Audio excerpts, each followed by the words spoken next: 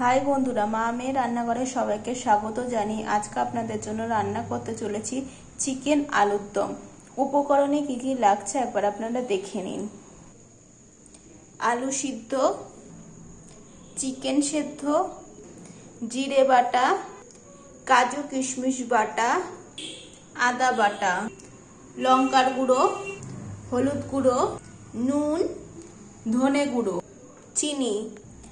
আলুর ভেতরে পুর বানানোর জন্য প্রথমে আলু সিদ্ধর মধ্যে দিয়ে দিচ্ছি নুন, শুকনো লঙ্কার গুঁড়ো, হলুদ গুঁড়ো, চিকেন সেদ্ধ। এবার মেখে নিচ্ছি। একটু চাট মশলা দিচ্ছি, ধনে গুঁড়ো। পুরটা মাখা হয়ে গেছে, এবার আলুর ভেতরে ভরে নেব।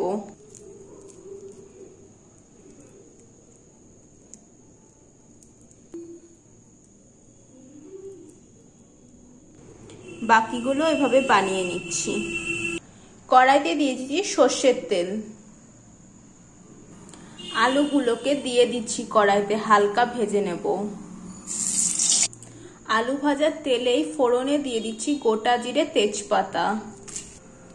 মশলা বানানোর জন্য প্রথমে দিয়ে দিচ্ছি আদা বাটা, তারপর দিচ্ছি জিরে বাটা, নুন, হলুদ গুঁড়ো, শুকনো লঙ্কার গুঁড়ো, ধনে গুঁড়ো, স্বাদ মতন চিনি, কাজু কিশমিশ বাদাম বাটা। জল দিয়ে মেখে নিচ্ছি। মশলাগুলো কড়াইতে দিয়ে দিচ্ছি। আমাদের মশলা কষানো হয়ে গেছে, এবার আলুগুলো দিয়ে দেব।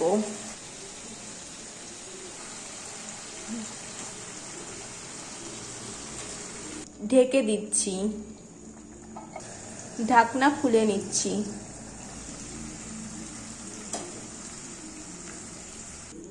আমাদের রান্না হয়ে গেছে, এবার নামিয়ে নেব।